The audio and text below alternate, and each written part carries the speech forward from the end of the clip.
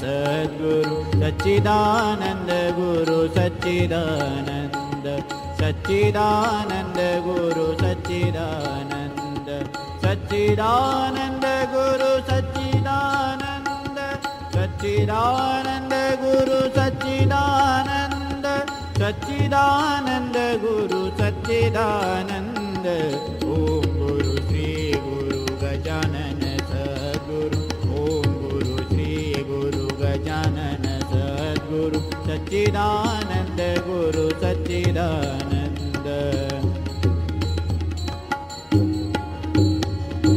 सच्चिदानंद गुरु सच्चिदानंद सच्चिदानंद गुरु सच्चिदानंद सच्चिदानंद गुरु सच्चिदानंद ओम गुरु श्री गुरु गजानन सद्गुरु ओम गुरु श्री गुरु गजानन सद्गुरु सच्चिदानंद गुरु सच्चिदानंद सच्चिदानंद गुरु सच्चिदानंद सच्चिदानंद गुरु सच्चिदानंद सच्चिदानंद गुरु सच्चिदानंद सच्चिदानंद गुरु सच्चिदानंद ओम गुरु श्री गुरु गजानन सद्गुरु ओम गुरु श्री गुरु गजानन सद्गुरु सच्चिदानंद गुरु सच्चिदानंद सच्चिदानंद गुरु सच्चिदानंद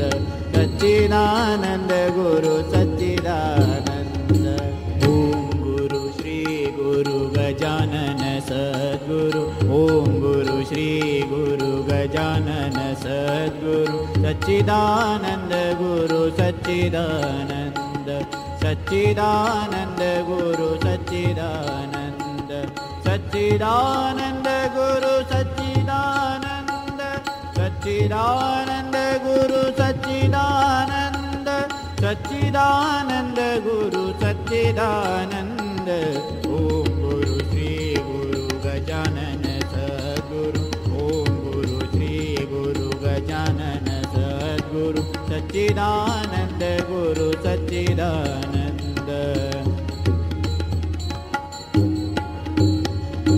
सच्चिदानंद गुरु सच्चिदानंद सच्चिदानंद गुरु सच्चिदानंद सच्चिदानंद गुरु सच्चिदानंद ओम गुरु श्री गुरु गजानन सद्गुरु ओम गुरु श्री गुरु गजानन सद्गुरु। जय गजानन। श्री गजानन महाराज उपासना केंद्र ठाणे यांच्या विद्यमाने आपण गेले काही दिवस संत चरित्रांचा अभ्यास करत आहोत। संतांचे उत्तम परिपक्व विचार माणसाला सन्निधी सदाचाराकडे प्रवृत्त करतात। उपासना केंद्राच्या ह्या उपक्रमाचा खरोखर हाच उद्देश आहे। आज आपण या संतांविषयी जाणून घेणार आहोत। ते आहेत आधुनिक काळातील उच्च विद्याविभूषित साक्षात्कारी संत आदरणीय श्री गुरुदेव रानडे महाराज। रामचंद्र दत्तात्रेय रानडे एक अतिशय बुद्धिमान व्यक्तिमत्व, थोर तत्वज्ञ, परमार्थाचे पाणिनी म्हणून त्यांचा गौरव केला जातो। त्यांनी आपल्या शिष्यांना साक्षात्काराचे तत्वज्ञान आपल्या अनुभूतीतून समजावलं, शिकवलं। त्यांचे शिष्य सांगतात की गुरुदेवांची नामनिष्ठा पराकोटीची होती, अलौकिक होती। ते श्वासागणिक नाम घेत असत। ते नाम परावणीपर्यंत जात असे आणि त्यांच्या रोमारोमातून फुलून येत असे। त्यांच्या सर्वांगातून एक चिकट स्त्राव घामासारखा पाझरत असे। त्यामुळे त्यांना दिवसाकाठी बऱ्याच वेळा स्नान करावे लागे। अशी ही गुरुदेवांची नामनिष्ठा जोपासणारे, पुढे नेणारे त्यांचे ज्येष्ठ साधक आज आपल्याला वक्ते म्हणून लाभले आहेत। ते त्यांचे अनुग्रहित आहेत। त्यांचं नाव आहे वैद्य श्री विवेक सुधाकर हळदवणेकर। त्यांचं आपण या कार्यक्रमामध्ये स्वागत करूया आणि त्यांचा परिचय करून घेऊया। डॉक्टर विवेक हे गेली 44 वर्ष कोल्हापूरमध्ये प्रख्यात आयुर्वेद तज्ज्ञ म्हणून कार्यरत आहेत. आयुर्वेद आणि पंचभौतिक चिकित्सा ह्या विषयाचा त्यांचा गाढा अभ्यास आहे. त्यांना या विषयाचा PhDचा बहुमान देखील मिळालेला आहे. संपूर्ण भारतातून ह्या विषयाचं मार्गदर्शन घेण्याकरता अनेक विद्यार्थी गुरुकुल पद्धतीने त्यांच्याकडे येत असतात. आत्तापर्यंत त्यांनी 150च्या वर मुलांना घडवले आहे. त्या विषयाचे त्यांचे अनेक लेख आणि पुस्तके देखील प्रसिद्ध आहेत. आज ते निंबाळ येथील श्री गुरुदेव रानडे समाधी ट्रस्ट या संस्थेचे व्हाईस प्रेसिडेंट म्हणून अतिशय समर्पितपणे कार्य करत आहेत. गेली 3 वर्ष त्यांचं हे कार्य सुरू आहे. डॉक्टर विवेक यांना अध्यात्माची आवड लहानपणापासूनच होती. त्यातच वडिलांकडून त्यांना भक्तीसुद्धा मिळाली आणि सद्गुरू कृपेने लहान वयातच त्यांना नाम देखील मिळालं आणि आज ते एक ज्येष्ठ साधक म्हणून संप्रदायामध्ये कार्य करत आहेत. गुरुदेवांच्या निंबाळ संप्रदायामध्ये सामूहिक नेमाला विशेष महत्त्व आहे. सर्वांनी एकत्र येऊन समूहामध्ये बसून मौनामध्ये नामस्मरण करायचं. अगदी एकाग्रतेने देहभान विसरून नामस्मरण करायचं. आणि अशा प्रकारचे नेम डॉक्टर विवेक प्रत्येक आठवड्याला स्वगृही घेत असतात. साधकाची पारमार्थिक बैठक पक्की व्हावी, भक्तिभाव वाढावा, अनुसंधान राहावं यासाठी ते अनेक सप्ताहांचं देखील आयोजन करीत असतात. त्यांच्या परिचयामध्ये येणाऱ्या अनेक व्यक्तींना त्यांनी नामाला लावलं आहे. अध्यात्म आणि तत्त्वज्ञान ह्या विषयांची सुंदर सांगड घालून गेली 15 वर्ष ते अभ्यासपूर्ण प्रवचने देत असतात.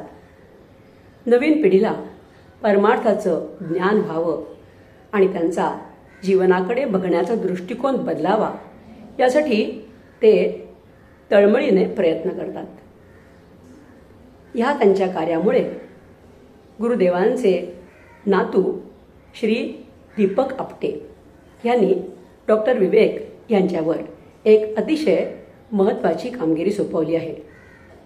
गुरुदेवांची जीर्ण झालेली मोडी लिपीतील पत्रे आणि साहित्य स्कॅन करून ते भाषांतरित करून पुस्तक स्वरूपामध्ये वाचकांसाठी उपलब्ध करून देणं. डॉक्टर विवेक हे काम अतिशय निस्पृहपणे करत आहेत. आजवर त्यांनी 1,30,000 पत्रे स्कॅन केली आहेत. 8 ते 10 पुस्तके भाषांतरित करून प्रकाशित केली आहेत आणि 1-2 पुस्तके प्रकाशनाच्या वाटेवर देखील आहेत. अशा प्रकारे स्वतःचा व्यवसाय झोकून देऊन करत असताना गुरुदेवांच्या संप्रदायाचं कार्य देखील ते अविरतपणे करत आहेत. त्यांच्या गुरुदेवांविषयी बोलण्याकरता ठाण्यातील त्यांची विद्यार्थिनी डॉक्टर सौ दीपश्री काळे हिच्यातर्फे त्यांना विनंती करण्यात आली आणि त्यांनी लगेचच विनंती मान्य केली, होकार दिला. श्री गजानन महाराज उपासना केंद्र ठाणे त्यांच्या या सेवेसाठी अतिशय ऋणी आहे. आपण त्यांना विनंती करूया की गुरुदेवांच्या चरित्रातील विविध पैलू, त्यांचं कार्य, त्यांची शिकवण ऐकायला आम्हाला नक्कीच आवडेल. जय गजानन. धन्यवाद.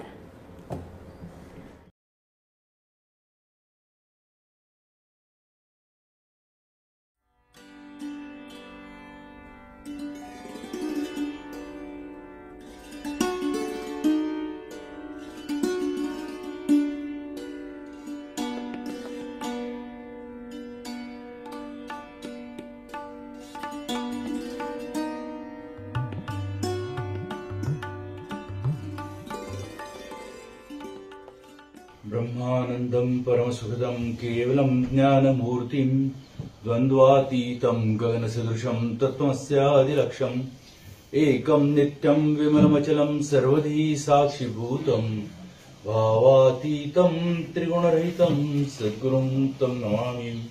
गुरुचरणप्रतापे पुण्यपापे जळाली त्रिभुवनसमतीर्थे ज्ञानगंगे मिळाली। शुभाशुभ पाहता भावना राम झाली निशिदिनी गुरुराया उन्मनी झोप आली। श्रीराम। सर्वप्रथम मी श्री गजानन महाराज यांच्या सर्व जे शिष्यगण आहेत त्या सगळ्या सभासदांचं मी मनपूर्वक आभार मानतो। त्यांच्यामुळे आज ही मला बोलायची संधी मिळते। आभार एवढ्यासाठीच मानत नाहीये की त्यांनी मला बोलायची संधी दिली, तर आपल्या सद्गुरूंचं चरित्र सांगण्याची संधी मला मिळाली आणि कुठल्याही शिष्याच्या जीवनामध्ये आपल्या सद्गुरूंचं चरित्र सांगण्या एवढा दुसरा भाग्याचा क्षण नसतो। हा भाग्याचा क्षण त्यांनी मिळवून दिला, म्हणून सर्वप्रथम त्यांचे आभार। भारताचे भूतपूर्व राष्ट्रपती डॉक्टर एस राधाकृष्णन यांनी गुरुदेव रानडे यांच्याबद्दल असं म्हटलं होतं की आम्ही सर्वजण तत्वज्ञानाची भाषा बोलतो, रानडे तत्वज्ञान जगतात। हा बाकी संतांच्या मध्ये आणि त्यांच्यामध्ये एक मोठा फरक आहे।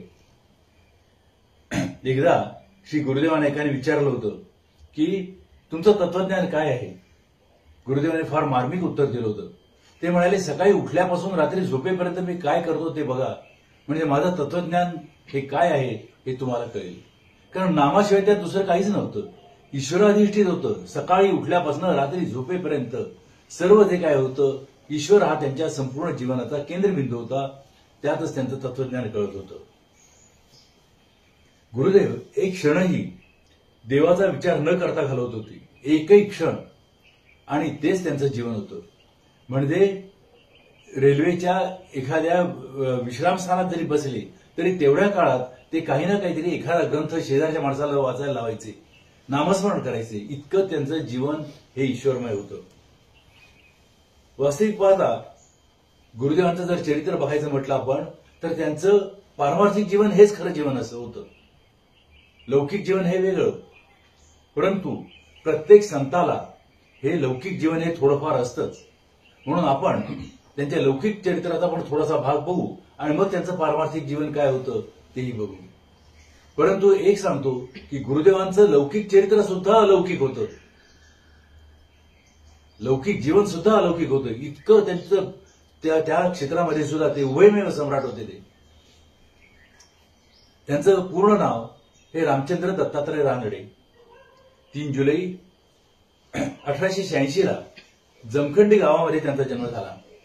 त्यांच्या जन्माची कथा पण अशीच होती की त्यावेळेला त्यांची आई पार्वतीबाई ह्या त्यांना प्रसूती लवकर होईना त्या अडल्या, आणि त्या काळामध्ये अशी एक समजूत होती की तिथले जे रामचंद्र होते संस्थानचे अधिपती, तर तिथे रामेश्वर नावाचा एक देव आहे जमखंडीला, त्याची पूजा करून त्याचं तीर्थ त्याने जर दिलं तर अडलेली जी बाई होती तिला प्रसूती सुखरूप व्हायची, असा त्या गावामध्ये समज होता। रात्रीच्या त्या भयान काळोखामध्ये सुद्धा एकदा गुरुदेवांच्या वडिलांच्या मित्राने जाऊन ते तीर्थ आणलं, ते घेतल्याबरोबर पार्वतीबाईंची सुटका झाली। एक वेगळा योगायोग असा होता की पार्वतीबाई प्रसूत होत नाहीत म्हटल्यानंतर त्यांना गर्भाचे तुकडे काढून बाहेर काढावे आणि त्यांचा जीव वाचवावा, याच्यासाठी डॉक्टर सगळं साहित्य, वेळेला दुसरं काही नव्हतं, सिझेरिन वगैरे नव्हतं, तर गर्भाचे सरळ तुकडे करून ते बाहेर काढायचे, अशीच अवस्था होती। आणि डॉक्टर सगळं साहित्य घेऊन पण आला होता, पण गुरुदेवांची जाई ती ठाम होती की काहीही झालं, माझा प्राण गेला तरी चालेल, पण या बाळाचे प्राण वाचवायचे। त्याचं कारण असं होतं की त्यांचे जे गुरु होते त्यांनी सांगितलं होतं, दुसऱ्या जाताना एका मोठ्या सत्पुरुषांनी त्यांना सांगितलं होतं की बाई, तुझ्या उदरामध्ये आज एक जगद्गुरू आहे, आणि त्याची त्यांना जाण होती, त्यामुळे त्यांनी काहीही केलं तरी त्या बाळाला धक्का लागत नाही अशी त्यांची धारणा होती। म्हणून म्हटलं की गुरुदेवांचं सर्व चरित्र सुद्धा अलौकिक होतं, आणि ज्या रामेश्वराच्या कृपेने त्यांचा जन्म झाला म्हणून गुरुदेवांचं नाव रामचंद्र ठेवलं गेलं। गुरुदेवांचं प्राथमिक शिक्षण जे होतं आणि माध्यमिक दोन्ही जमखंडीमध्ये झालं। लहानपणापासून अलौकिक बुद्धी, अलौकिकच, त्याचे पुढे भाग येईलच. 1902 साली ते मॅट्रिक झाले आणि मॅट्रिक झाले त्यावेळेला ते पहिली जगन्नाथ शंकर शेठ त्यांनी मिळवली, जगन्नाथ शंकर शेठ स्कॉलरशिप. गुरुदेव सांगले ते त्यावेळेला जी संपूर्ण काव्य आहे, पंचमहाकाव्य, त्यातले 5000 श्लोक गुरुदेवांना त्यावेळेला पाठ होते. इतकी प्रचंड तयारी होती, बुद्धिमत्ता अफाटच होती. आणि नुसते आले नाही तर संपूर्ण बोर्डामध्ये ते दुसरे आले. आता सारखी मुंबई पुणे बोर्ड नव्हती त्यावेळेला. कारवारपासून बडोद्यापर्यंत एक बोर्ड होतं. विचार करा, एवढ्या सर्व विद्यार्थ्यात गुरुदेव दुसरे आले होते जमखंडी सारख्या गावामध्ये राहून. पुढे ते शिक्षणासाठी डेक्कन कॉलेजला गेले. डेक्कन कॉलेज त्यावेळेला प्रसिद्ध होतं आणि बरेचसे तिथले जे शिक्षक होते, प्रोफेसर होते, हे पाश्चात्य होते. प्रिन्सिपल बेन होते, वुडहाऊस होते, सगळेजण. आणि हे सगळे आपल्या विषयामध्ये अत्यंत तरबेज आणि विद्यार्थ्यांना झोकून शिकवून देणारे होते. म्हणून गुरुदेवांनी तिथे आपला प्रवेश घेतला. दोन्ही वर्षात त्यांनी ते पहिलेच आले. त्यांनी स्कॉलरशिप मिळवलं संस्कृतच्या, प्रिव्हियसच्या वर्गात गेले. पुढे BA झाले गणित घेऊन, कारण गणित हा विषय जास्त प्रिसाईज आहे असं त्यांचं म्हणणं होतं. 1907 साली ते BA झाले. पुढे 1909 साली गुरुदेव MA होणार होते. 2 वर्षात लगेच MA होणार, BA झाल्यानंतर MA. परंतु त्याच वेळेला ते मेंदूचा क्षय या अत्यंत गंभीर आजाराने आजारी पडले. त्याचं त्यांनी पारमार्थिक कारण त्याच्या पुस्तकामध्ये दिले, तो आपण भाग नंतर बघू. आणि त्यामध्ये त्यांची 2 वर्ष वाया गेली. 1914 साली डेक्कन एज्युकेशन सोसायटी, ज्यांचं फर्ग्युसन कॉलेज होतं, ती माणसं गुरुदेवांना भेटायला गेली. त्यामध्ये रँगलर परांजपे होते आणि बरेच जण होते.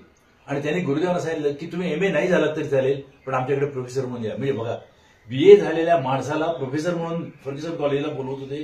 म्हणजे काय त्यांची योग्यता त्या लोकांना माहिती होती. कुठलीही अट नाही, तुम्हाला तुम्ही MA नाही झालात तरी चालेल. आणि ते संपूर्ण देशभक्तीवर काम करत होते. तुम्हाला माहिती आहे फर्ग्युसन कॉलेजचे इतिहास. आणि त्याच्यासाठी गुरुदेवांनी डेक्कन एज्युकेशन सोसायटीमध्ये त्यांना आजीव सभासदत्व दिलं आणि तिथे ते राहिले. 1914 सालापर्यंत त्यांनी शिकवलं. तोपर्यंत ते MA ला बसू शकले नाही. 1909 नंतर 1914 सालापर्यंत बसू शकले नाही, कारण त्यांची प्रकृती तोळामासा होती. 1914 साली गुरुदेवांनी MA ला बसायचा निर्णय घेतला, ज्या काळी ते फर्ग्युसन कॉलेजला गेले. आणि MA ला बसल्यानंतर त्यांनी गणित सोडून फिलॉसॉफी किंवा तत्वज्ञान हा विषय घेतला. तत्वज्ञान घेतल्यानंतर प्रचंड बुद्धिमत्तेचा मगाशी मी तुम्हाला नुसता उल्लेख केला. त्यांनी ग्रीक फिलॉसॉफीवर जो पेपर लिहिला, त्यावेळेला पेपर इथे तपासले जात नव्हते, लंडनला जात होते. तिथे गेल्यानंतर एका उदाहरण परीक्षकाने, ब्रिटिश होता तो, त्याने लिहिले एक्झामिनी नोज मोर दॅन एक्झामिनर.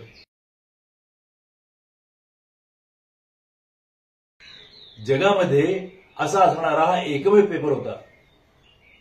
कदाचित कुठल्याही विद्यार्थ्याला परीक्षकापेक्षा जास्त माहिती आहे असं कुठल्याही पेपरवर लिहिलेलं नाही. आणि हा पेपर मुंबई युनिव्हर्सिटीमध्ये होता. पुन्हा त्यांनी 1920 सालापर्यंत काम केलं फर्ग्युसन कॉलेजमध्ये. आणि 1920 साली त्यांना पुन्हा एकदा आजारपण आलं. गुरुदेवांना दुर्दैवाने प्रकृतीकडून कधीही आयुष्यात साथ मिळाली नाही. सतत ते आजारी असायचे. ते म्हणायचे फक्त कमी ताप आणि जास्त ताप ह्याच्यामध्येच मी असतो. एकही दिवस असा नाही की ताप नाही. आणि मग त्यांचं चरित्र बघितल्यावर आपल्याला कळतं की काय दिव्य काम ते करून गेले या अशा अवस्थेमध्ये प्रकृतीच्या. आणि आपली धडधाकट प्रकृती असताना आपण त्यातलं काहीही करू शकत नाही. 1920 साली आजारी पडल्यानंतर इतकी प्रकृती तोळामासा झाली की पोटात पाणीही राहीना. मग त्याने पुढे विचार असा केला, पुण्यातल्या डॉक्टरांना दाखवलं. डॉक्टरने हात वर केली. मेंदूच्या क्षयाला त्या काळामध्ये काहीही औषध नव्हतं. ते म्हणाले एक तर मृत्यू तरी किंवा जगले तर ते वेडे होऊन राहतील. ते गेले आणि इंजगिरीला आपल्या सद्गुरूंच्या तिथे त्यांची समाधी होती, त्या ठिकाणी आपण राहायचं आणि नामस्मरण करायचं. हा देहाचं काय व्हायचं ते होऊ देत या निश्चयाने ते तिथे गेले. तत्पूर्वी तुम्हाला मी सांगतो की 1909 साली गुरुदेव आजारी पडले. त्याच्या आधी प्रिन्सिपल बेन, की जो जगातला एक अतिशय चांगला प्रोफेसर म्हटला जातो, त्यांनी गुरुदेवांची गणना त्यांनी स्पष्ट सांगितलं होतं की रामभाऊ तुम्ही जगातल्या 6 बुद्धिमान व्यक्तींच्या पैकी एक आहात. विचार करा, एक ब्रिटिश माणूस त्या काळामध्ये, ज्या काळामध्ये भारतीयांना अत्यंत तिसऱ्या प्रकारच्या माणसाची अशी ही दिली जायची. म्हणजे थर्ड क्लासची जी वागणूक दिली जाते त्या काळामध्ये एक ब्रिटिश माणूस सांगतो एका भारतीय माणसाला जगातल्या 6 बुद्धिमान व्यक्तींच्या मध्ये तुमची गणना करता येईल, इतकी प्रचंड बुद्धिमत्ता होती गुरुदेवांची.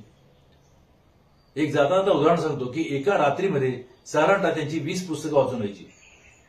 एकदा एकाने त्यांना टोकलं सुद्धा, काय तुम्ही गंमत म्हणून आम्हाला पुस्तकं आणायला लावता काय? गुरुदेव म्हणाले त्यातलं कुठलंही पान उघडा आणि मला काहीही विचार मी सांगतो तुम्हाला. अफाट, आय रीड माय बुक्स असं ते म्हणायचे. बुद्धिमत्तेची आपल्याला कल्पना येणार नाही. पुढे जाऊन श्रीमा माट्यांनी सांगितलं आमच्या काळातलं बुद्धिमत्तेचं ते अत्युच्च शिखर होतं. म्हणजे ज्या काळामध्ये पुण्यात एक से एक सगळे लोक होते, विचार करा, इतकी बुद्धिमत्ता प्रचंड होती गुरुदेवांची. तर त्यांनी 1920 साली गेल्यानंतर तिथे दिवस रात्र साधन केलं. आता आपल्याला काही आपल्या देहाचा भरोसा नाही, आपण आहे ते साधून घ्यावं. आणि दिवस रात्र साधन केलं. चालायची ताकद नव्हती, चक्कर येत असे.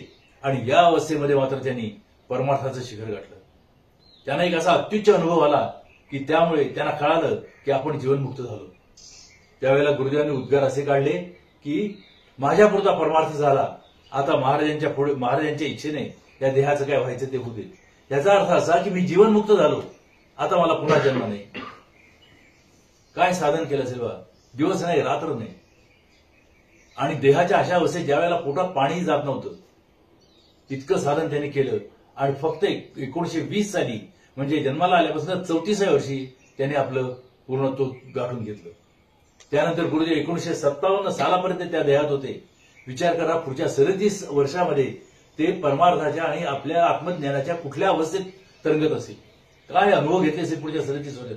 जो माणूस 1920 सालीच माझ्यापुरता परमार्थ झाला म्हणतो, पुढची 37 वर्ष ते कुठल्या एका आनंदात विहार करत असेल, आपण फक्त कल्पना केलेली बरी. गुरुदेवांनी आपल्या प्रकृती अस्वास्थ्यामुळे पुढे डेक्कन एज्युकेशन सोसायटीचा पण राजीनामा दिला.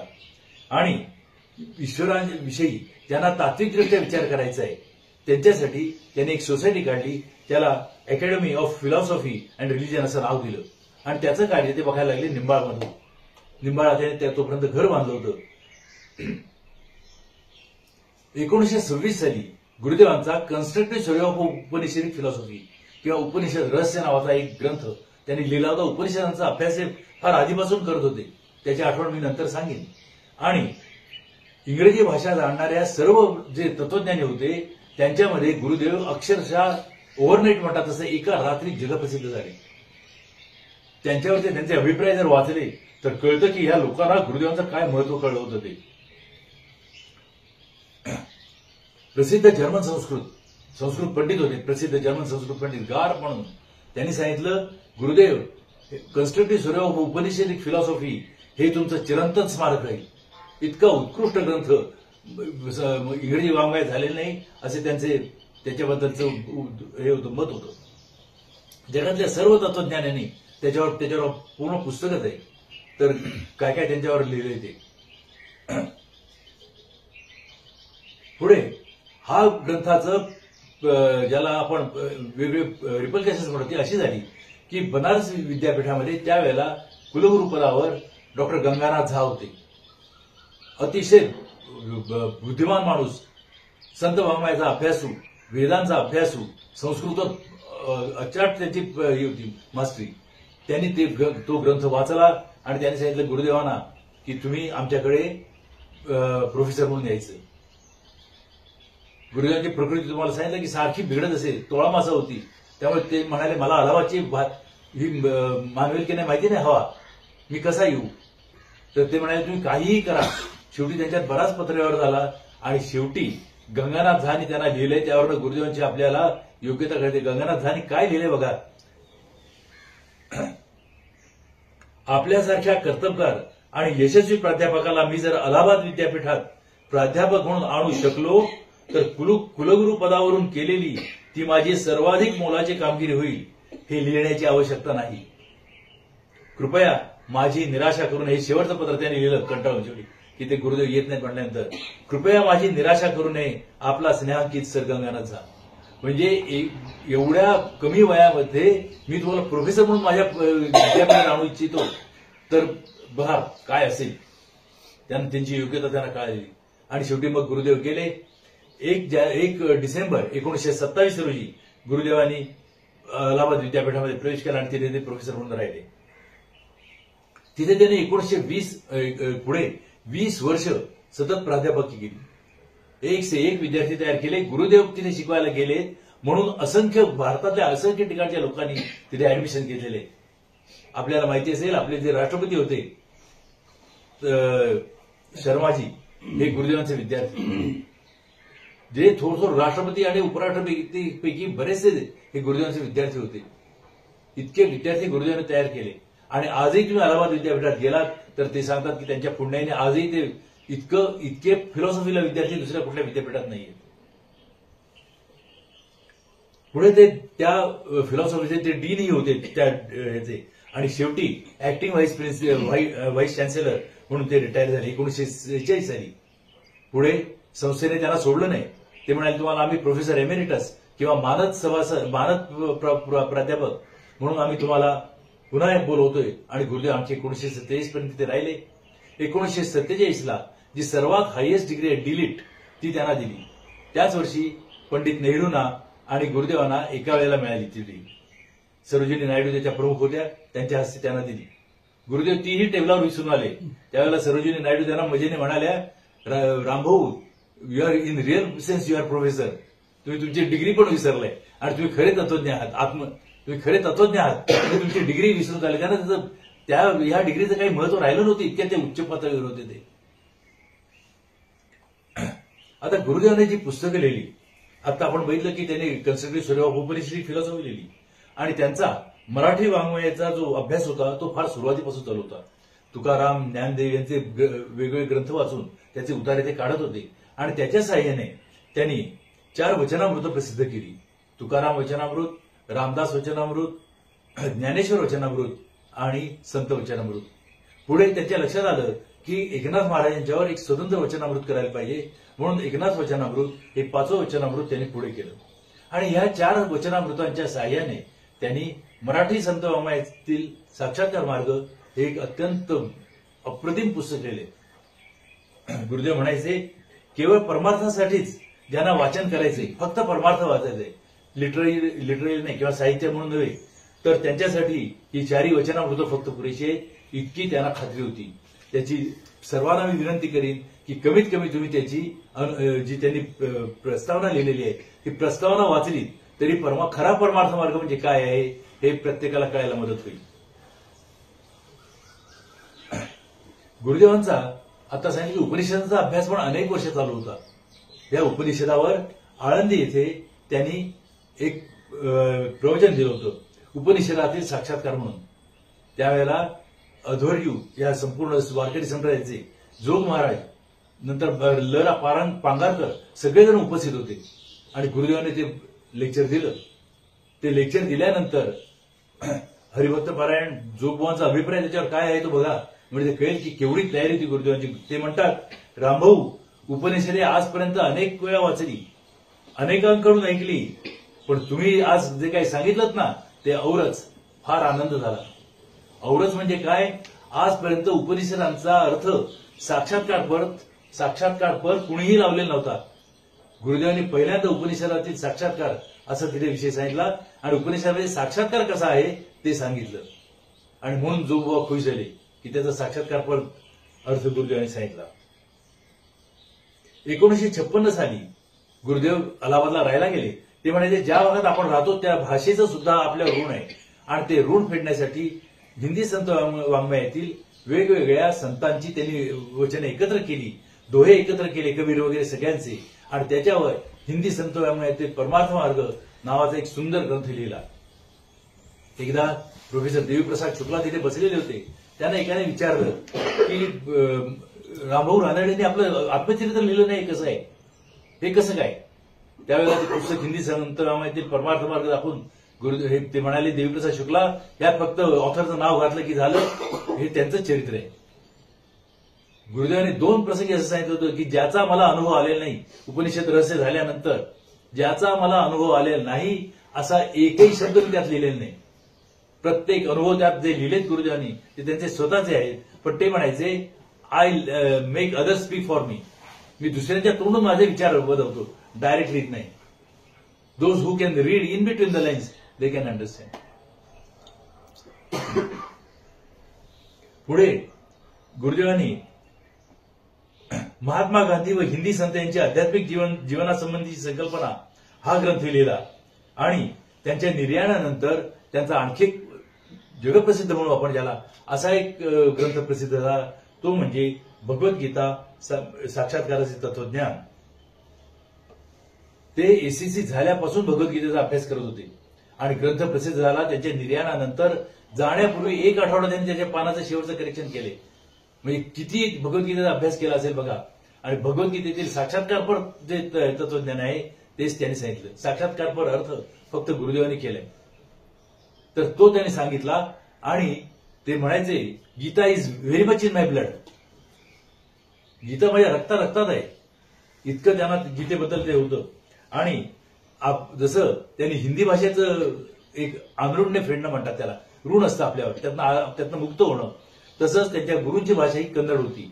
ते कन्नड प्रदेशात राहत होते आणि त्या भाषेचंही त्या संतांचंही ऋण फेडावं म्हणून पुढे कन्नड भाषा शिकून कन्नड भाषेतील वेगवेगळ्या संतांची वचने एकत्र करून त्यांनी कन्नड वाङ्मयातील परमार्थ मार्ग कन्नड संत वाङ्मयातील परमार्थ मार्ग हा ग्रंथ झाला. परंतु तो त्यांच्या पश्चात झाला, निर्याणानंतर झाला. त्यांच्या नोट्स सगळ्या तयार होत्या आणि त्यांच्या 2 विद्यार्थ्यांनी त्या पूर्ण करून ते लिहिलं. आणि त्यांचं शेवटचं त्यांच्या हयातीत त्यांना लिहायचं होतं ते म्हणजे Vedanta, the culmination of Indian thought. Vedanta हा भारतीय तत्वज्ञानाच्या विचारांचा पर्वत बिंदू आहे असं त्यांनी त्यात लिहिलंय. तो पण त्यांचा अभ्यास पुष्कळ चालू होता. त्यांच्या नोट्सवरून तेही पुस्तक पूर्ण झालं. गुरुदेवांचा हा ग्रंथ हा त्या विषयातील अक्षरशः मैलाचा दगड आहे. गुरुदेवांचं वैशिष्ट्य म्हणजे इंग्रजी भाषेमध्ये त्यांनी वेगवेगळे शब्द पण कॉइन केले. बिएटिफिकेशन, स्पिरिट ऑन, म्हणजे ती भाषा नुसती आत्मसात केली नाही, त्याच्यामध्ये भर घालणे एवढी त्यांची बुद्धिमत्ता होती. मगाशी मी सांगितलं तुम्हाला, ज्या वेळेला त्यांचे प्रिन्सिपल बेन विलायतेला चालले रिटायर होऊन, त्यावेळेला त्यांनी काय सांगितलं माहितीये गुरुदेवांना म्हणाले ते माझा संपूर्ण ग्रंथसंग्रह मी इथे ठेवत आहे. प्रचंड मोठा ग्रंथसंग्रह होता त्यांचा, पण मी 5-6 पुस्तकच बरोबर घेऊन जातोय. त्याच्यामध्ये तुमचे ग्रीक फिलॉसॉफीचे लेख आहेत. विचार करा, 5-6 पुस्तकं फक्त नेणारा ब्रिटिश माणूस प्रोफेसर फक्त ते तुमचे ग्रीक तत्वज्ञानावरचे जे लेख लिहिले ना तुम्ही ग्रीक फिलॉसॉफीचे ते मी घेऊन जातोय. त्याचं कारण काय, तर हिंदुस्थानात ते समजणारी फक्त 5-10 माणसंच आहेत. तेवढ्यानाच ते कळेल. आणि गुरुदेवाने तितक्या शांतपणे लगेच उत्तर दिलं, तेवढ्यासाठीच मी लिहिले ते. म्हणजे बघा, आता हा झाला त्यांचा लौकिक प्रवास. आता त्यांचं जे खरं जीवन आहे, आध्यात्मिक चरित्र, ते आपण बघूया. संतांचं आध्यात्मिक जीवन जे असतं, आंतरिक चरित्र असतं, हेच त्यांच्या व्यक्तिमत्वाचं सार असतं. त्यांच्या लौकिक जीवनातील उज्ज्वलता, तेजस्विता ही त्यांच्या आत्म्याच्या सूर्यप्रकाशामध्ये ती पडलेली सावली असते. खरं त्यांचं जीवन तो आत्मप्रकाश असतो आणि हे जे आहे त्याचे फक्त एक परछाया असते. त्यांचं आपलं जे लौकिक जीवन आपल्याला दिसतं ते. रामदासांनी फार सुरेख सांगितले, अंतरी गेली अमृत, बाह्य काय लखलकी येतं, अंतरस्थिती बाणदार संत लक्षणे कैची. आज जो आत्मज्ञानी माणूस झालेला आहे त्याची लक्षणं कशी असतात त्याचं जिवंत उदाहरण म्हणजे गुरुदेव होते. संतांचं बाहेरून दिसणारे जे सर्व गुण आहेत हे त्यांच्या अंतस्थितीचे आत्मप्रचितीचे किरण असतात. गुरुदेवांचं चरित्र द्या, आंतरिक चरित्र हे फार महत्वाचं. आता त्यांना नाम त्यांनी कसं घेतलं तिथूनच आपण सुरुवात करू. गुरुदेवांचा सर्वात महत्वाचा गुण म्हणजे जिज्ञासा. प्रत्येक गोष्टीत जिज्ञासा म्हणजे जाणून घेण्याची इच्छा. प्रत्येक गोष्ट कशी झाली, काय झाली ही त्यांना जाणून घेण्याची इच्छा होती. अगदी साधा शब्द जरी असला एखाद्या भाषेतला तर तो कसा निर्माण झाला त्या मुळापर्यंत जाण्याची त्यांची हीच प्रवृत्तीच होती. आणि त्याच्यामुळे ते काय करायचे, प्रत्येक गोष्टीत खोल जायचे. त्यामुळे बऱ्याच शब्दांचे अर्थ त्यांनी ओरिजिनल लावले.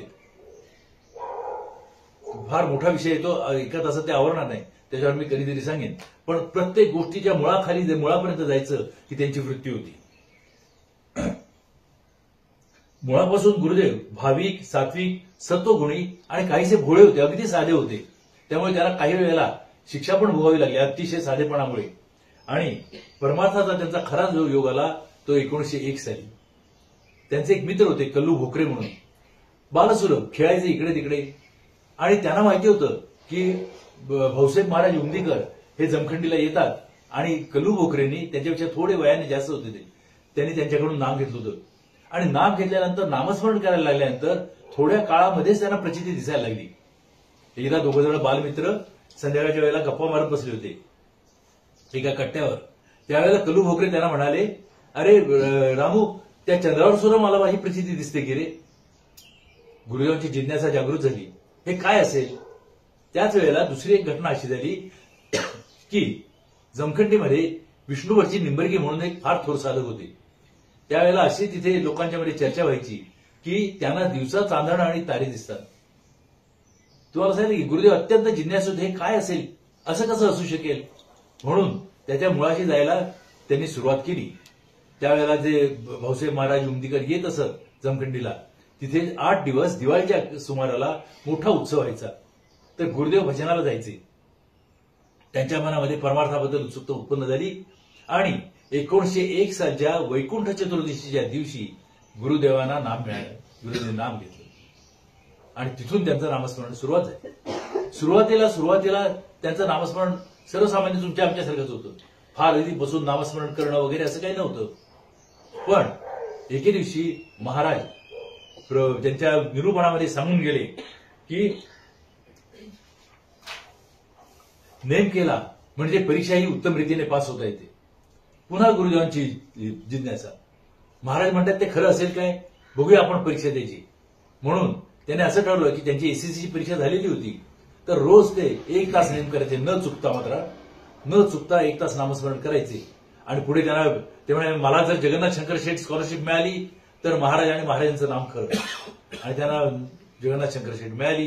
त्यांची महाराजांच्यावर आणि नामावर जास्त दृढ श्रद्धा बसली. 1908 सालापर्यंत 8 साली ते फेलो होते, दक्षिणा फेलो डेक्कन कॉलेजमध्ये. त्यावेळेला सुद्धा ते न चुकता नामस्मरण करायचे. 1914च्या MA परीक्षेला जाताना सुद्धा त्यांचं नामस्मरण त्या काळातलं चुकलं नाही. गुरुदेवाने पुढे आपल्या एका मित्राला म्हटलं, त्या काळी सुद्धा माझं नामस्मरण 7 तास चाललेलं असायचं. त्या दिवसात सुद्धा चुकलं नाही. त्यांचे गुरुबंधूंनी सांगितलं, परीक्षेला जायच्या आदल्या दिवशी त्या दिवशी सुद्धा ते 7 तास नेम करूनच जायचे. विचार करा किती नामावर श्रद्धा बसली असेल. त्याबद्दल गुरुदेवांनी पुढे काय सांगितलं ते आपण सांगतो तुम्हाला मी. पुढे काय झालं, गुरुदेव सांगितले की साधे बोल होते, ते कुणाशी सांगायचे. त्या काळामध्ये ते अनुभव सांगायचे. त्यांचे एक थिओसॉफिस्ट प्रोफेसर होते, प्रोफेसर वुडहाऊस. ते थिओसॉफिस्ट होते आणि त्यांना गुरुदेवांनी सहज सुलभतेने आपले अनुभव सांगितले. ते अनुभव सांगितल्यानंतर ते म्हणाले, अरे हा माणूस चांगला आहे, हा चांगला आहे, तर त्यांना आपण थिओसॉफीकडे ओढूया. असं कुठेतरी त्यांच्या मनामध्ये आत होतं. त्यांनी त्यांना त्यावेळेला बनारसमध्ये थिओसॉफीच्या ज्या प्रमुख होत्या अॅनी बेझंट त्यांच्याकडे नेलं. त्यांच्याकडे घेऊन गेले. स्वतःच्या खर्चाने. विचार करा, एक ब्रिटिश प्रोफेसर ज्या काळी गांधींचं सामान डब्यातनं बाहेर फेकून दिलं होतं, त्याच वर्षी एक प्रोफेसर एका काळ्या विद्यार्थ्याला आपण स्वतःच्या खर्चाने आपल्या गुरुकडे घेऊन जातो. काय गुरुजींची योग्यता होती, किती त्यांना समजलं असेल बघा. अॅनी बेझंटकडे गेल्यानंतर त्यांनी आपले अनुभव अॅनी बेझंटही सांगितले. अॅनी बेझंट म्हणाल्या,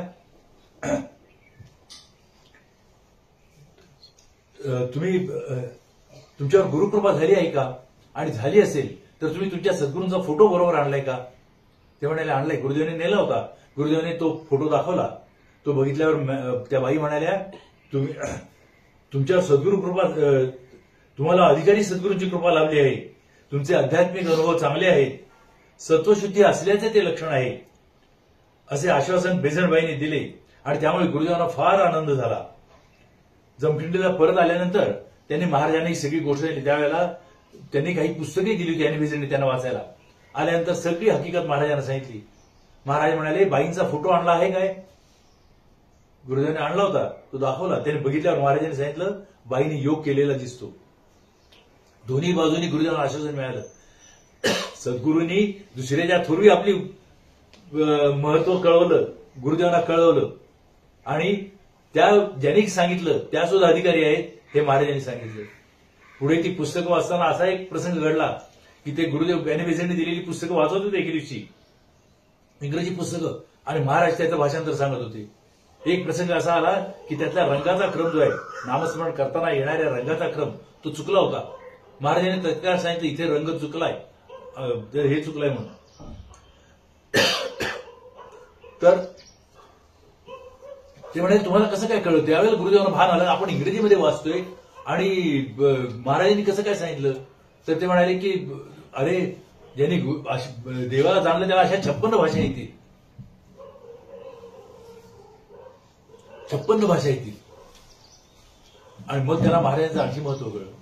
असं करत करत करत करत त्यांची महाराजांच्यावर श्रद्धा वाढत चालली. अपरा संतुन शाश्वत या सुसंस्कार येते हरी.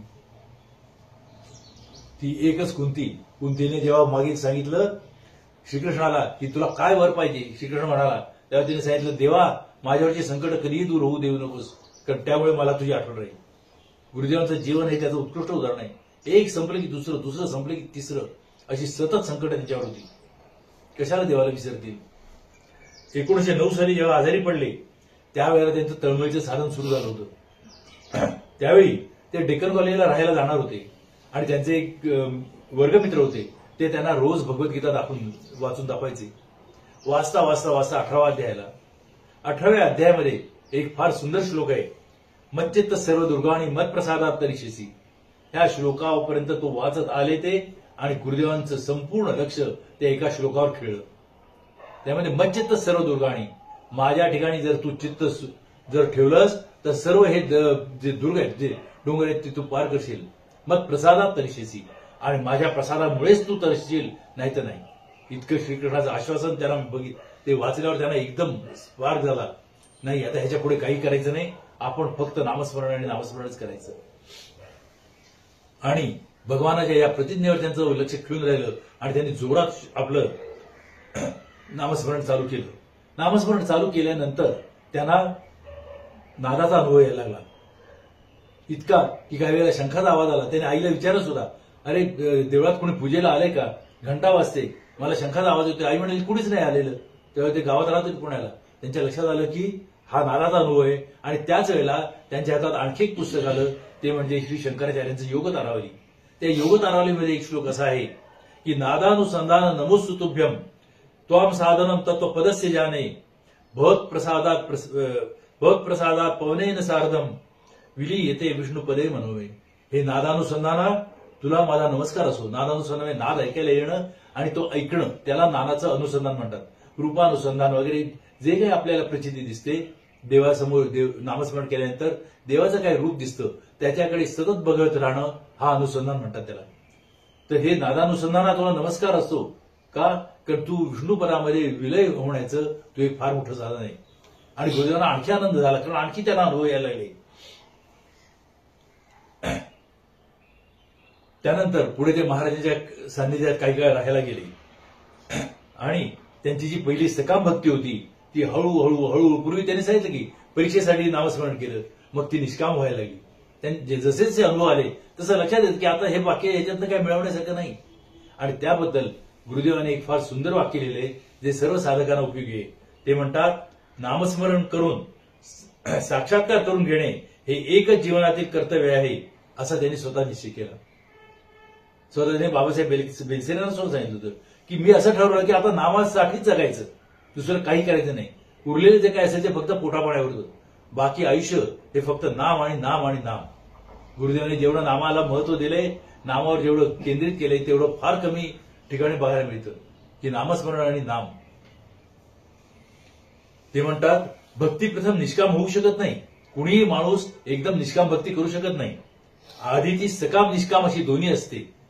सकामच असते जास्त करून, पण ते असण्यात अयोग्य सुद्धा काही नाही. सुरुवातीला आपल्याला काहीतरी पाहिजे असेल, आपण देवाकडे मागणार नाही तर कुणाकडे मागणार? देवाला जरूर मागावं, पण भक्ती केवळ सकाम नसावी व तिची गती निष्कामतेकडे असावी. हळूहळू आपण तिकडे जायचंय.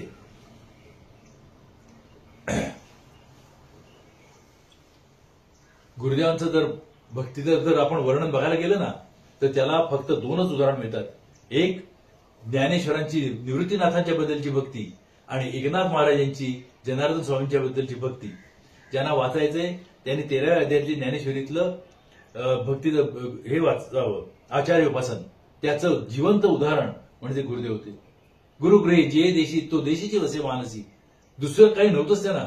आपले सद्गुरू, त्यांचं गुरुगृह आणि नामस्मरण. पुढे गुरुदेवांचं जे जीवन गेलं ते कौटुंबिक आपत्ती, दुसरा आधार आला त्याला. आणि त्याच वेळेला एक थोर अनुभव आला त्यांना, म्हणजे गुरुपदाची प्राप्ती झाली. तो भाग आपण बघूया. दुःखातून देवाकडे जावे लागते. 1933 पर्यंत त्यांच्यावर असंख्य आपत्ती आल्या गुरुदेवांच्यावर. म्हणून म्हटलं आपदा संतून शाश्वत, एका पाठोपाठ एक. 1916 साली त्यांचा एकुलता एक मुलगा गेला. एकुलता एक मुलगा कोल्हापूरलाच होता इथे. आणि कोल्हापूरला इथे त्यांचा मुलगा होता, तो गेला. त्यांना समजलं, मिरज स्टेशनवर आतून समजलं, तार आली त्यांना तिथे. आणि त्यांना कळालं सिरियस आहे म्हणून तार आली. आणि मिरज स्टेशनवर आल्या ते तोपर्यंत त्यांचं ज्ञानाची कक्षाच एवढी झाली होती. त्यांना कळलं की आता जाण्यात अर्थ नाही, तो गेलाय. आणि जमखंडीला जाऊन आपलं कर्तव्य पूर्ण करून मग ते आपले त्याच्या अंत्यसंस्कार लागले. की त्यांची व्यवस्था ही झालेली होती, ताकद. ते आले. त्याच्यानंतर 1918 साली, 16 साली मुलगा गेला. 1918 साली त्यांची पत्नी आणि आई दोघीही गेल्या पाठोपाठ इन्फ्लुएन्झाच्या साथीमध्ये. गुरुदेव एकाकी पोरके झाले. कुणीही राहिलं नाही त्यांना. वडील तर लहानपणीच गेले होते. आणि अशा अवस्थेमध्ये ते अगदी एकाकी पडले. आणि 1920 साली त्यांच्या आजाराने पुन्हा डोकं वर काढलं. त्यावेळेला माही सांगितलं तसं ते इंचगिरीला गेले. पाणी सुद्धा पोटात राहीना, प्रकृती सुधारण्याचं लक्षण दिसेना. आणि तरीही त्या काळामध्ये सुद्धा एकही श्वास न वाया घालवता ते नामस्मरण करत होते. महाराजांनी एके ठिकाणी म्हटले त्यांच्या सद्गुरूंनी की देहाला कष्ट, जगात फजिती आणि मृत्यूचे स्मरण. पुन्हा वाचतो, देहाला कष्ट, जगात फजिती आणि मृत्यूचे स्मरण या 3 गोष्टी असल्या म्हणजे साधन उत्तम होते. गुरुदेवांच्या बाबतीत तिन्ही होत्या. त्या काळामध्ये एवढा प्रचंड विद्वान माणूस, ते पुणेकरांनी त्यावेळेला तिथले जे पुण्याचे लोक होते त्यांना सोडलं नाही. त्याच्यावर इतकी टीका केली. एवढी बुद्धिमत्ता असताना सुद्धा हे काय त्यांनी एका जागेला बसून ते नामस्मरण करत बसले. त्यांनी काहीतरी मोठं कार्य करायला पाहिजे असं त्या लोकांची समजूत होती. त्यांच्यावर फार टीका झाली. पण गुरुदेवाने कधीही त्यांना प्रत्युत्तर केलं नाही. गुरुदेव म्हणाले, I have not forgotten, I have forgiven them. मी त्यांना क्षमा करून टाकले त्यांनी माझ्यावर टीका केल्याबद्दल. मी विसरलेलं नाहीये. आणि हे जीवनात महत्वाचं आहे, प्रत्येकाच्या जीवनात महत्वाचं आहे. त्यावेळेला त्यांनी मृत्यूपत्र केलं. किती त्यांची प्रकृती खालावली असेल बघा. मृत्यूपत्र केलं कधी नाही ते. आणि त्याच्यावर त्यांचे जे मोठे थोरे गुरुबंधू होते अंबुराव महाराज, तर त्यांची सही घेण्यासाठी ते गेले. पण ते इतके पोचलेले होते, ते म्हणाले आपल्या सद्गुरूंनी तुम्हाला 60 वर्षाचे आयुष्य सांगितलेलं आहे. तुम्हाला काहीही भय नाही, कितीही संकट आली तरी तुम्हाला 60 वर्षापेक्षा कमी आयुष्य मिळणार नाही. मी या मृत्यूपत्रावर सही करणार नाही, तुम्ही काळजी करू नये. आणि त्यांच्या संगतीमध्ये खरी सत्संगती, कारण ते स्वतःच आत्मसाक्षात केले होते. त्यांच्याबरोबर राहून गुरुदेवांनी नामस्मरण करून 1920 साली माझ्यापुरता परमार्थ झाला. त्यांच्या नामाला नाम झालं. परमार्थातली सर्वोत्कृष्ट जी ही आहे अवस्था आहे ती म्हणजे नामाला नाम होणं. आणि ज्यांना नामाला नाम झालंय तेच फक्त पुढे जाऊन नाम देण्याच्या योग्यतेचे होतात. सर्व संत सारखे नसतात. स्वतःला देव दिसणं वेगळं, त्या देवाचा अनुभव येणं वेगळं, स्वतः देव होणं वेगळं, आणि दुसऱ्याला देवत्व देण्यासाठी जी योग्यता लागते ती वेगळी. प्रत्येक गोष्टी वेगळ्या आहेत. मी MA झालो ठीक आहे, पण मला शिकवण्याचे परत माझ्याकडे पाहिजे ना. मी डॉक्टर झालो तरी मला पुन्हा आणखी एक मला सर्टिफिकेट लागतं प्रॅक्टिसचं. ते माझ्याकडे असलं तरच मी प्रॅक्टिस करू शकतो. तसं आहे. म्हणजे नुसतं मी BMA झालो म्हणजे मला प्रॅक्टिसची परवानगी नाहीये. त्यासाठी पुन्हा रजिस्ट्रेशन करावं लागतं. रजिस्ट्रेशन मिळालं तर मी प्रॅक्टिस करू शकतो. तशा त्या परमार्थातल्या एक से एक चढत्या पायऱ्या आहेत. सगळे संत सारखे नसतात. तर त्यांना तो अनुभव आला. अंबुराव महाराज म्हणाले आता तुम्ही नाम द्यायला सुरुवात करा. ते म्हणाले नाही. गुरुदेव नम्र होते. मी सांगितलं पराकाष्ठेचे नम्र होते. तुम्ही असेपर्यंत मी नाम देणार नाही. आणि त्यांनी खरोखरच तसं केलं. त्याच वेळेला त्यांना त्यांच्या निंबर्गी महाराजांचा म्हणजे अजय गुरूंचा एक असा हे झाला होता दृष्टांत की तुम्हाला नामाला नाम झाले पण अजून इतक्यात तुम्ही द्यायची घाई करू नका. असा एक त्यांना हे झाला होता. एवढं सगळं झालं तरी त्यांच्यावरची संकट संपली नव्हती. 1922 साली गुरुदेवांचा द्वितीय विवाह झाला. 27 मध्ये त्यांना अलाहाबादला मिळालं प्राध्यापकाची नोकरी आपण बघितलं. आणि 33 सालीपर्यंत त्यांची प्रकृती कधीही सुधारली नाही, तशीच राहिली. पहिल्या 20 सालच्या मध्ये ते चहा तरी जरासा पिऊ शकत होते. 33 सालापर्यंत त्यांच्या पोटात 6 महिने अन्नाचा कण गेलेला नाही. स्वतः डॉक्टरनी ही गोष्ट तपासलेली आहे.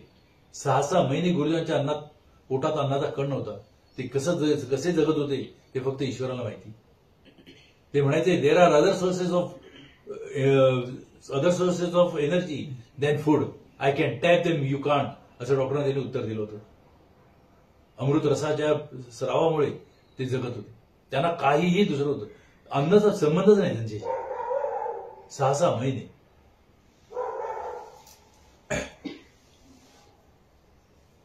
आणि एवढं सगळं चालू असताना नामसाधन, सद्गुरूवरची श्रद्धा, ईश्वरावरची श्रद्धा, हे इतकं त्यांच्याशी ते एकरूप झालेले होते. त्याच्या पुढे त्यांना ही संकट काहीही वाटली नाही, कधीच वाटली नाही. त्यांना कळी काळात कधी भीती वाटली नाही पुढे. आणि पुढे त्यांनी असं सांगितलं, महाराजांच्या मनात असेल तोपर्यंत हा देह राहील, ते म्हणतील त्या दिवशी हा देहाचा त्याग होईल. इतक्या पराकाष्ठेला शरणागती त्यांची गेली होती. आणि त्या शरणागतीमुळे भक्तिभावाचा परमोच्च बिंदू म्हणजे शरणागती असं त्यांनी लिहिले स्वतः. आणि एवढ्या सगळ्या कामामध्ये त्यांचं रोजचं शिकवणं, अभ्यास, ग्रंथलेखन सगळं चालू. आणि युनिव्हर्सिटीचा प्रचंड व्याप हे करून, ते नामस्मरण करून ते सगळं करत होते. उभयमेव सम्राट याज्ञवल्क्याचे जे आहे, प्रपंच आणि परमार्थ दोन्ही तितक्याच उत्कृष्ट रीतीने करून दाखवायचे, हे त्यांचं ब्रीदवाक्य होतं. याज्ञवल्क्य आणि एकनाथ महाराज हे त्यांचे आदर्श होते. मी परमार्थ करायचा म्हणजे मी प्रपंच सोडायचा, याला काही अर्थ नाही. एका वेळेला युनिव्हर्सिटीचे व्हाईस चान्सलर असताना आत्मज्ञानात त्या काळामध्ये सर्वात वरच्या लेवलची असते, आम्हाला नाम आता सांगितलं तसं, अशा अवस्थेत ते होते. म्हणजे बघा, दोन्ही गोष्टी एका वेळेला करू शकतो माणूस. आता त्यांचं जे तत्वज्ञान आहे त्याबद्दल आपण थोडंसं बघूया. साक्षात्कारवाद. ईश्वर आहे, त्याचा साक्षात्कार होणं शक्य आहे. इतकेच नव्हे तर ईश्वर साक्षात्कार हे एकमेव जगातलं सत्य आहे, बाकी सर्व भ्रांती आहे. कारण ईश्वर साक्षात्काराने आत्मानंद होतो, पापाचा नाश होतो, सर्व सद्गुण अंगी येतात. मी ईश्वर आहे आणि नुसता मी ईश्वर नाही, सगळं जगच ईश्वर आहे असा अनुभव येतो. या अनुभवाचा परिणाम म्हणून काय होतं, सगळीकडे विश्वबंधुत्व भाव, सगळ्यांच्या बद्दलचं प्रेम हे येतं आपल्याला. आणि हे त्यांच्या जीवनाचे काही महत्वाचे सिद्धांत आहेत, त्याच्या तत्वज्ञानाचे महत्वाचे सिद्धांत आहेत. जीव आणि शिव हे दोन्हीही ईश्वराचीच रूपे आहेत. एका ब्रह्माशिवाय दुसरं काही नाही. आणि हे अनुभवाने कळतं.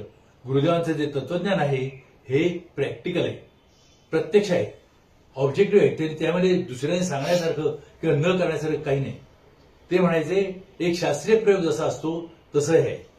तुम्ही एक शास्त्रीय प्रयोगामध्ये काहीतरी एक गृहीत धरता, त्याच्यानंतर एक प्रयोग करता आणि मग त्याची सिद्धता करता. बरोबर तसंच आहे. तुम्ही एक पहिलं गृहीत तत्व असं धरा की माझे सद्गुरू साक्षात्कारी आहेत, त्यांनी मला नाम दिलेलं आहे आणि ते नाम घेतल्यानंतर मला पुन्हा मी साक्षात्कारी होईल. हा एक सिद्धांत. पहिला प्रयोग काय त्याचा, सद्गुरूंच्याकडून नाम घ्या, तुम्ही नामस्मरण करा स्वतः 1-2 वर्ष, त्याच्यानंतर तुम्हाला प्रचिती येते की नाही बघा, आणि प्रयोग बरोबर झाला की नाही बघा. शास्त्रीय, सरळ सरळ शास्त्रीय, याच्यामध्ये अशास्त्रीय काही नाही. मी सांगतो म्हणून तुम्ही ऐका असं काही गुरुदेवांनी सांगितलं नाही. आणि हे त्यांच्या तत्वज्ञानाचं महत्वाचं विषय. त्यांनी प्रॅक्टिकल सांगितलं हे कसं करायचं. तोपर्यंत मी सांगतो तुम्ही ऐका ही भाषा नाही. गुरुदेवांचं तत्वज्ञान आचरणात आणण्यासाठी आहे. साधन करून साक्षात्कार प्राप्त करून घ्यावा ह्या ध्येयासाठी ते लिहिलंय, नुसत्या बौद्धिक वावड्या उडवण्यासाठी नाही. त्यांचा प्रत्येक ग्रंथ वाचा म्हणून त्यांनी 5 ते 6 महत्वाचे ग्रंथ लिहिले. एकदा एकाने त्याने विचारलं होतं की तुम्ही भरपूर का नाही लिहिलं. ते म्हणाले नदीतले काय वाळू काढायचे काय म्हणाले. त्याच्यासाठी नदी घ्यायची, नदी पाण्यासाठी असते, त्यातला जो सार आहे तेवढंच लिहायचं असतं. आणि ते सगळेच्या सगळे सिद्धांत संतांच्या अनुभवावर आधारित आहेत. सर्व देश, सर्व काळ, सर्व धर्म, सर्व भाषा यामधील संतांची वचने त्यांच्या सत्यतेचा निर्वाळा देत आहे. तेव्हा त्यांच्या सत्यतेबद्दल शंका घेण्याचं काहीही कारण नाही. साक्षात्कार शास्त्र हे अधिभौतिक शास्त्र ज्याला सत्याचे निकष मानतात, त्या प्रत्यक्ष अनुभवाच्या पुराव्याच्या निकषावर घासून झालेले सत्यशास्त्र आहे.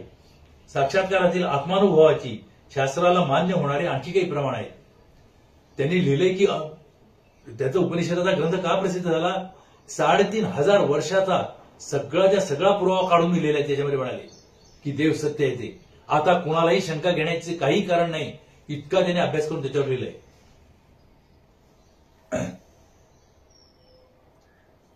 साक्षात्कारातील आत्मानुभवाची शास्त्राला मान्य होणारे आणखी काही प्रमाण आहेत. ते अनुभव अतिंद्रिय म्हणजे ह्या आपल्या इंद्रियांना न येणारे परंतु आपल्या प्रातिभशक्तीला येणारे असे आहेत. ते वस्तुनिष्ठ आहेत आणि सगळ्यात महत्वाचं म्हणजे ते आनंदमय आहेत. तुम्ही नामस्मरण केल्यानंतर तुम्हाला अनुभव आला तर तुम्हाला आनंद होतो आणि तो परमनंट असतो. नुसता एखादा पदार्थ खाऊन येणाऱ्या आनंदासारखा नसतो, तो परमनंट असतो. हे त्याचा सगळ्यात मोठा निकष आहे. ते अखंड आहे. म्हणजे काय, देश काल भाषा काळ जागृती स्वप्न सुषुप्ती म्हणजे झोप ह्याच्या कशावरही अवलंबून नाही. तुम्ही डोळे मिटले तरी तुम्हाला अनुभव येतो, डोळे उघडे असले तरी येतो, काळोख असला तरी येतो, उजेड असला तरी अनुभव येतो. हे त्याचं सगळ्यात मोठं सत्यतेचं प्रमाण आहे. धर्माधर्मातील भेद भ्रममूलक आहेत. साक्षात्कार हा विश्वधर्म आहे, धर्मभेदातीत आहे आणि त्या भूमिकेवरच मानवतेत बंधुभाव आणि ऐक्य निर्माण होईल. गुरुदेव म्हणत, एक ईश्वर एक धर्म तरच एकच मानवता. साक्षात्काराच्या जीवनावर जर आपण विचार केला की कशासाठी जीवनावर काय परिणाम होतात, तर सगळ्यात महत्वाचं म्हणजे जीवनाला पूर्णता येते, परिपूर्णता येते. आपल्याला पुनर्जन्म नाही, आनंदमय होतं जीवन आपलं. आनंद ब्रह्मणो युगान, तो साक्षात्कारी जो पुरुष असतो तो आपल्या आनंदातच असतो, मंगलमय आणि कृतार्थ होते. आणि तो ज्या समाजात मिसळतो त्याच्या आसपासच्या लोकांचं जीवन सुद्धा तो तितकंच पवित्र करतो.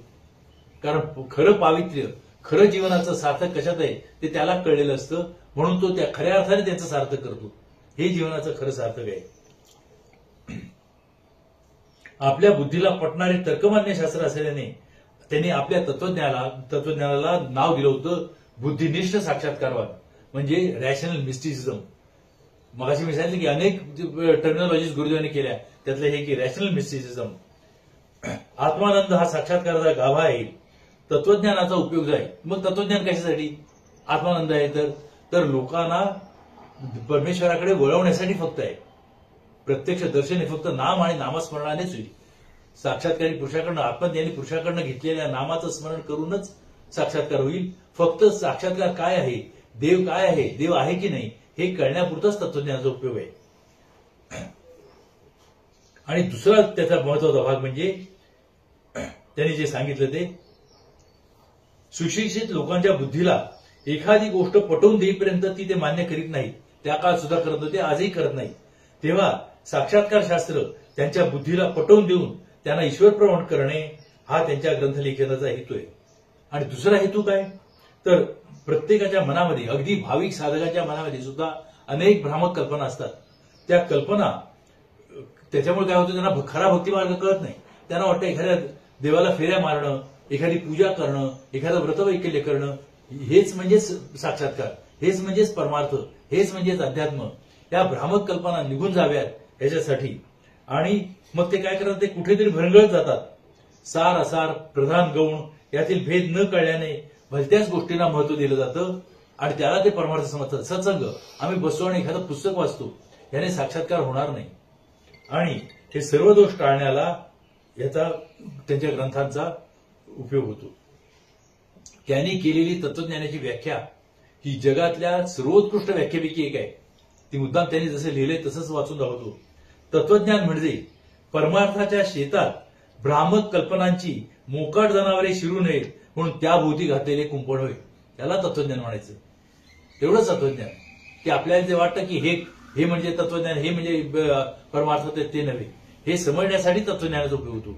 ब्रह्म काय, मी कोण, मी का जन्माला आलो, माझं या जन्मातलं कर्तव्य काय, हे सगळं आपल्याला तत्वज्ञानामुळे कळतं. आणि मी जर मानव आहे तर मी देव कसा होऊ शकेन, मला देवाचं दर्शन कसं होऊ शकेल, ह्याचं बौद्धिक ज्ञान देण्यासाठी तत्वज्ञानाचा उपयोग आहे. बाकी सगळं जे प्रॅक्टिकल आहे ते फक्त माझी सांगितल्याप्रमाणे नामस्मरण आहे. सद्गुरूंनी दिलेल्या सबीज नामाचे दीर्घकाळ म्हणजे मरेपर्यंत अखंड म्हणजे एकही श्वास न, योगामध्ये पतंजली लिहिलंय, अखंड एकही श्वास वाया न घालवता सत्कारयुक्त म्हणजे भक्तिभावाने, अत्यंत भक्तिभावाने नाम घ्यायला पाहिजे. रटून उपयोग नाही. माझं लक्ष, मी माळ ओढतोय आणि माझं लक्ष दुसरीकडे, तर काही उपयोग नाही. हे महत्वाचं साधन भक्तिभावाने करणं. आचरण शुद्ध असणं आवश्यक. आणि सारासार विचारी जागृत व्हावा. विवेक आणि वैराग्य हे उपांग आहे, ती महत्वाची अंग नव्हे. साधन करीत असताना तेज, रूप, वर्ण, नाद, अमृतरस हे इत्यादीचे आत्मानुभव येतात. आणि जितका प्रयत्न जर तितका चांगला असेल आणि जर तुमचं नशीब असेल तर तुम्हाला पूर्ण स्वरूप साक्षात्कार होऊ शकतो. याची देही याची डोळा. हे गुरुदेवांनी सांगितलेलं सगळ्यात महत्वाचं आहे.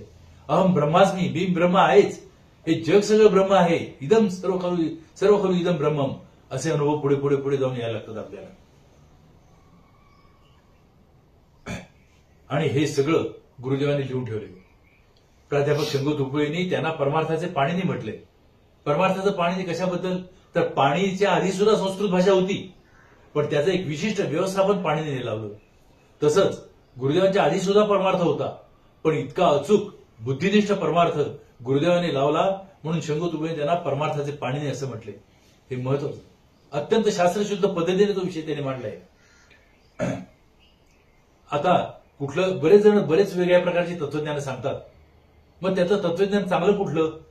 आपल्या बुद्धीला सुद्धा आपण करताय, आपल्याला समजायला पाहिजे ना. अरे हा अमका सांगतो, तो तमका सांगतो, तर असं होतं नाही.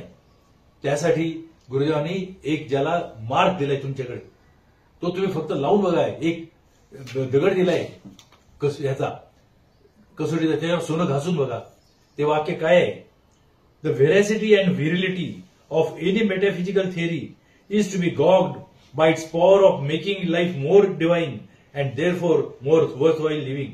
म्हणजे ज्या उपपत्तीने किंवा तत्वज्ञानाने जीवनाला दिव्यत्व प्राप्त होईल, जीवन जगण्यालायक होईल, ती तात्विक उपाधी सत्य आणि जिवंत होईल.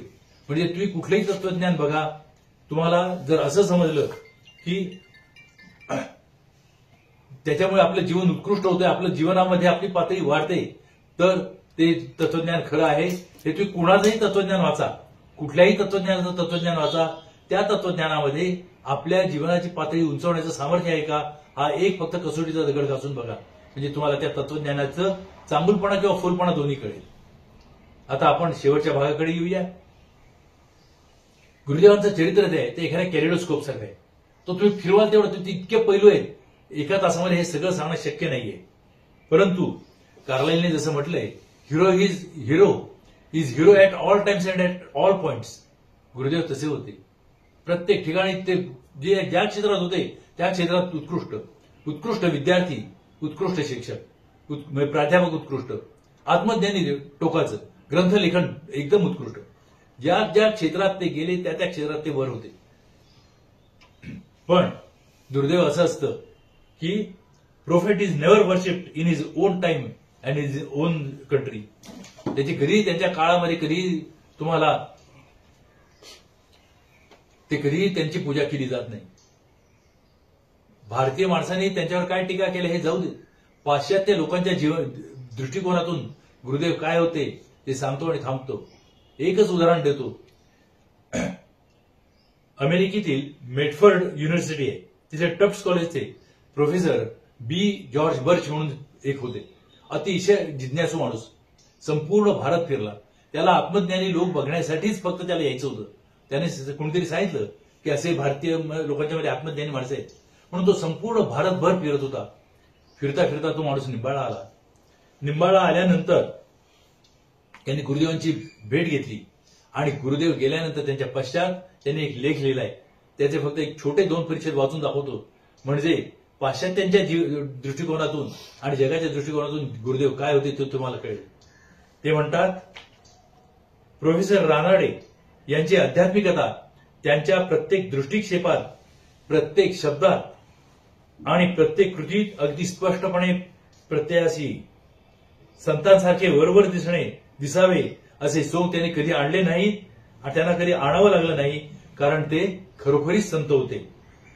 त्यांच्या पारमार्थिक आणि बौद्धिक क्षेत्रातील यशस्वी कार्याची मी जितकी अधिक प्रशंसा करत जातो तितके त्यांचे प्रेमळ व आकर्षक व्यक्तिमत्व माझ्या डोळ्यापुढे प्रकर्षाने उभे राहते. मलाच काय पण इतर सर्वांना ज्यांनी ज्यांनी त्यांची मैत्री संपादन केली त्यांना त्यांचे विस्मरण कधीच होणार नाही. त्यांच्या शिष्यांच्या बाबतीत तर बोलावायलाच नको. भारतमातेला आपल्या अनेक महान सुपुत्रांपैकी ते एक होते. भारतात त्याचप्रमाणे इतर अनेक देशात शास्त्रीय संशोधन कार्यात हे मुद्दा महत्वाचं आहे, हे आपल्या कानात साठवून ठेवा. भारतात त्याचप्रमाणे इतर अनेक देशात शास्त्रीय संशोधन कार्यात गुंतलेले अनेक विद्वान शास्त्रज्ञ आहेत. परमसत्य तत्वाकडे अत्यंत सूक्ष्म दृष्टीने पाहणारे असे थोर विचारवंत आहेत, तत्वज्ञानी आहेत. शब्दांनी सांगता येणार नाहीत असे दिव्य व भव्योदात्त आत्मानुभव असलेले थोर साक्षात्कारी पुरुष सुद्धा आहेत. आपल्या विद्यार्थ्यांमध्ये स्फूर्ती निर्माण करणारे प्राध्यापक आहेत. अत्यंत शुद्ध अंतःकरण व तेजस्वी व्यक्तिमत्व असलेले अनेक थोर महात्मे आहेत. परंतु हे सगळ्यात महत्वाचं, परंतु ज्यांच्यामध्ये हे सर्व सामावलेले आहे असा पुरुष क्वचितच पाहावयास मिळतो, तसे प्रोफेसर रानडे होते. मानवी जीवन किती सुंदर, पवित्र आणि दिव्य असू शकते हे ज्यांच्या जीवनात आपण पाहू शकतो, अशा क्वचित आढळणाऱ्या थोर विभूतीपैकी ते एक होते.